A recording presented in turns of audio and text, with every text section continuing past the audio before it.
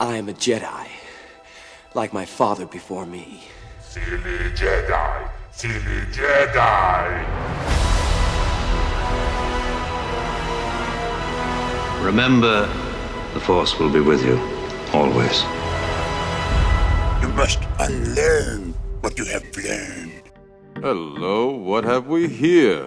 Hello there. At last! Where have you been? Nice of you guys to drop by. Ah, good.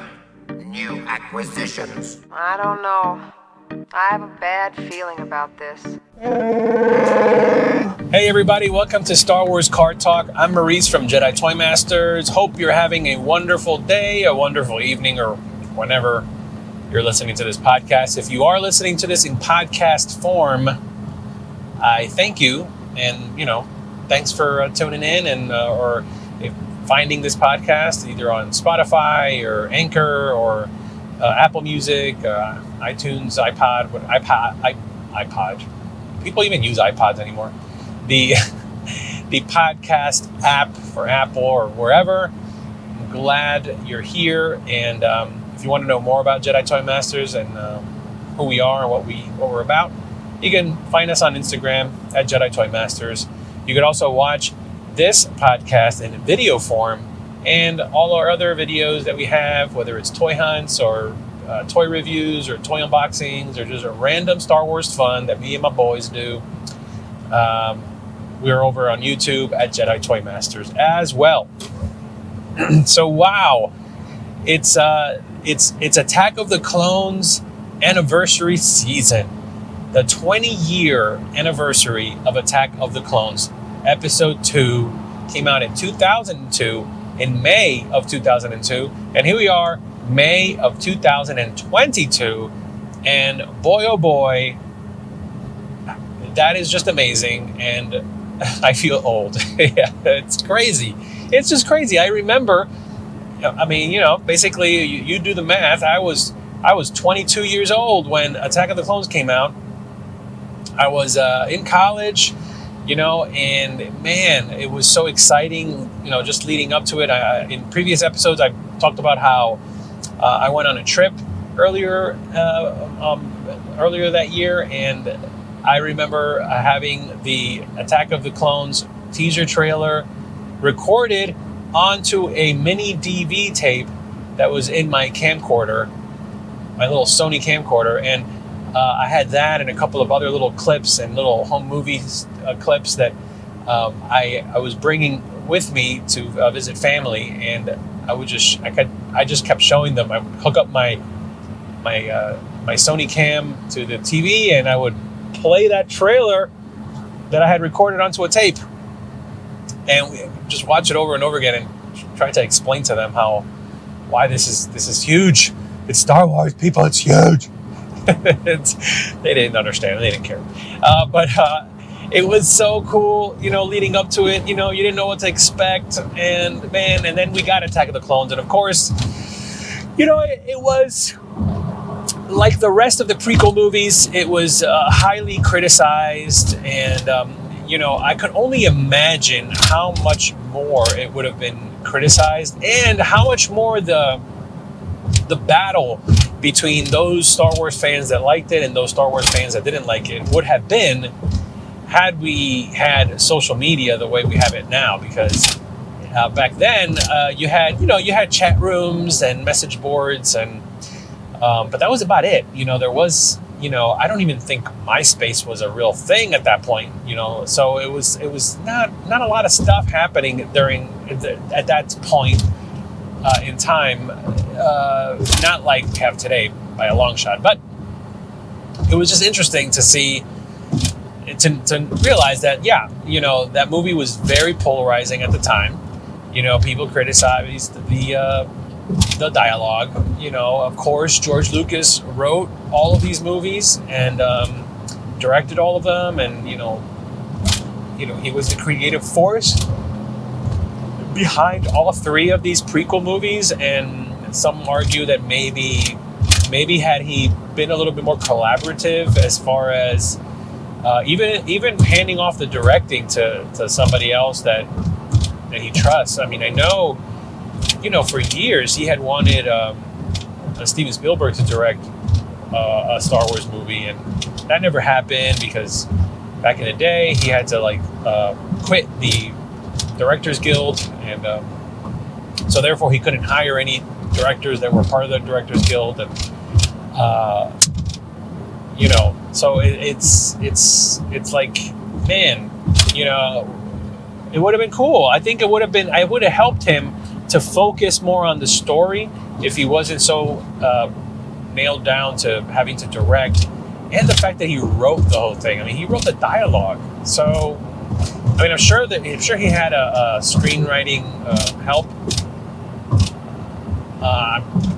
but at the same time, when you think about the original trilogy and what made the original trilogy so special, part of what made it so special was the fact that it was a collaborative experience, whether he liked it or not. He had to collaborate, and he was limited, because he was limited also by budget and technology and special effects. He was forced to be more creative in the storytelling. And, you can make that argument that in the prequels, there was no boundaries for him. I mean, I'm sure he would argue that there were, because technology wasn't up to speed with the things that he wanted to do, even though it was very, moving the needle forward, as far as technology and CG characters and CG environments and just what you were able to put on screen, and even how you were able to film the movie, because this is like one of the major blockbuster movies first that was completely shot on digital, and he got criticized for that as well, and so it hurt the movie overall, and it hurt this trilogy overall. But looking at it with 20 years of introspection, it's amazing to see that he was still able to do what he did, and it's still an epic movie. It's still a very big movie. It has its dull moments. It has its clunky dialogue, but it has amazing set pieces, amazing action. Maybe not the greatest story being told, but it's definitely a good story. It's a solid story. I just think he wanted to put in a lot into it, and a lot of it didn't. Same thing happened to him with Phantom Menace. He squeezed so much into that movie that I think it was like overwhelming a little bit. And Phantom Menace, I think, is probably my favorite, just for the nostalgia factor that it has for me. But Attack of the Clones, man, that was like the Attack of the Clones. That was, I'm 22 years old. I'm an adult. I'm a young adult, and the story was a little bit more mature and had a little bit more mystery and intrigue, and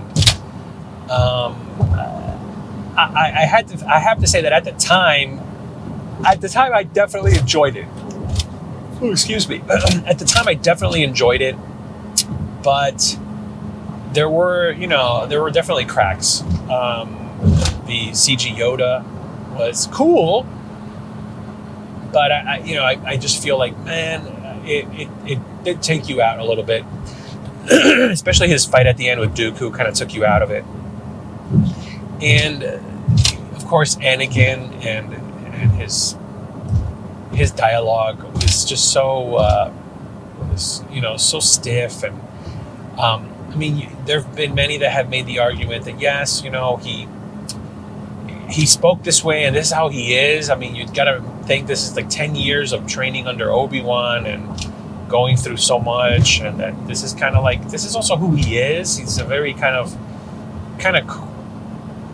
stoic kind of a person, and I guess it goes with who he will become. This, when he's Darth Vader, and the way he speaks, and he's very commanding, and he's just so, the only time you see Anakin kind of break loose is when he gets really mad after he killed the Sand People, and you see him just venting to Padme.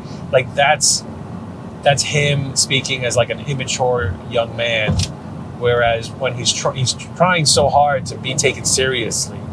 And I think that eventually kind of like becomes part of his character, that even as Darth Vader, he speaks a certain way to, to kind of show that he's in command, his power. Like there is no such thing as laid back, so I think that's an interesting quirk that I don't know if they did that on purpose, but I'm assuming they did, and give him a pass for that. Obi-Wan, Ewan McGregor is fantastic in Attack of the Clones. I like his little adventure that he goes on, little Detective Obi-Wan. That would be a cool series, Detective Obi-Wan. Hello there. But overall, it wasn't a great movie. It's probably not everyone's favorite Star Wars movie. But even a bad Star Wars movie, let me tread lightly. Even an okay Star Wars movie is still a good Star Wars movie. A bad Star Wars movie is entertaining, but it's heartbreaking for a Star Wars fan. But even a so-so or an okay Star Wars movie is still a good Star Wars movie. Like you don't throw the baby out with the bathwater. You know what I mean? Whatever that means. You get it. So Attack of the Clones, 20 years. I can't believe it. Have you watched it? Have you rewatched it? I would love to know, because I've kind of watched snippets of it. I haven't sat down and rewatched it, but I should. I'm just basically playing it in my mind, and I've seen so many bits and pieces of it.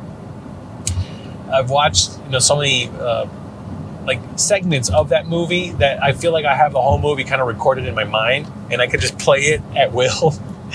But yeah, I gotta sit down and rewatch it, and I'm actually thinking I might even do a live stream, maybe an Instagram live, where I kind of rewatch it and talk while I'm watching it. Let me know. Is that something I should do? Let me know in the comments below if you're watching on YouTube, or if you're listening. After you've done listening, go to Instagram and Jedi Toy Masters and hit me up over there and say, hey, I'm in. Do a live stream. Let's watch Attack of the Clones, because I'm really interested in kind of rewatching it and rewatching it kind of in a community to kind of go back and forth and have a dialogue about it. So, Attack of the Clones, if you've watched it already, how was your experience rewatching it? And how old were you when you saw it for the first time? Where were you when you saw Attack of the Clones for the first time? I saw it in theaters, opening night, midnight show. Then I saw it again in the IMAX version with my parents and my brother. Then I saw it, let me see. I saw it from the midnight showing. At that point, I think I took my brother with me. Because when Phantom Menace came out, he was too young, and I saw it midnight when it came out, and then I saw it the next day with my brother, afternoon showing. With Attack of the Clones, I think we went to the midnight show together, and then we saw it again for the IMAX, and we brought my parents. And then I saw it again when it came out in digital projectors. That was a big thing, so I went down into Manhattan with a buddy of mine, and we saw it in Times Square. They had the digital projector there, and we saw it then. And then I think that was it. I think I saw it either 3 or 4 times in theater. And then, of course, when it came out on DVD, that was huge. And I bought that DVD and watched it a ton. And all the special features. See, that's the thing about the prequels in general, is that when those DVDs of the prequels came out, when episode 1 came out on a DVD, and episode 2 and episode 3, the DVD extras are just amazing. They don't do that anymore. They don't give you so much behind the scenes, and so many great little documentaries about the making. And George Lucas was really good at that, at kind of being an open book in that sense of just, hey, look, take a peek behind the curtain. It's fine, as long as it helps grow interest in the technologies and how we do things, and you know, how we can do things better. Like that was really cool of him. You know, but yeah, that was a whole experience. Like the episode 2 DVD has so many great little documentaries in it. One of the ones is about like sound, and I love it.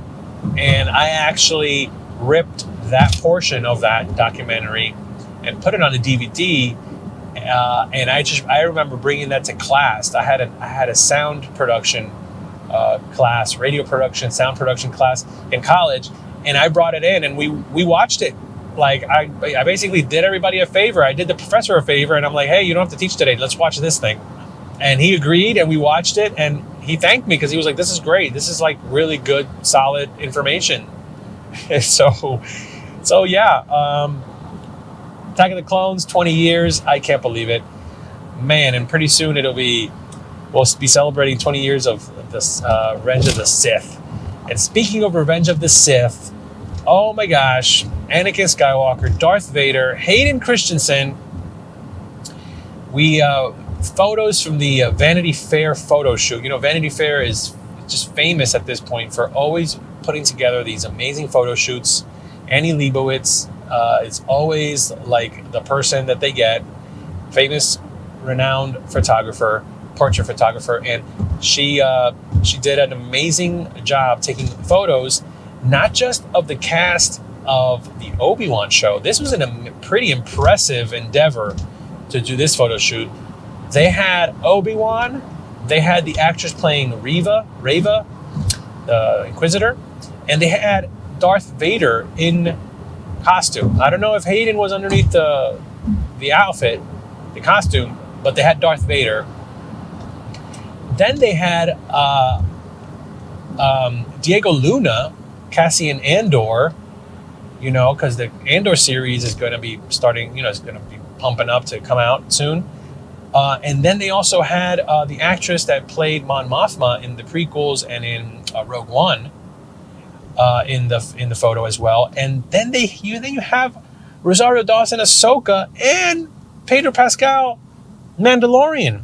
Like, what an amazing cast photo. They're not in the same show together, but yet here they are, basically representing the epicness that is Star Wars TV shows on Disney Plus, which, man, that is like an amazing thing.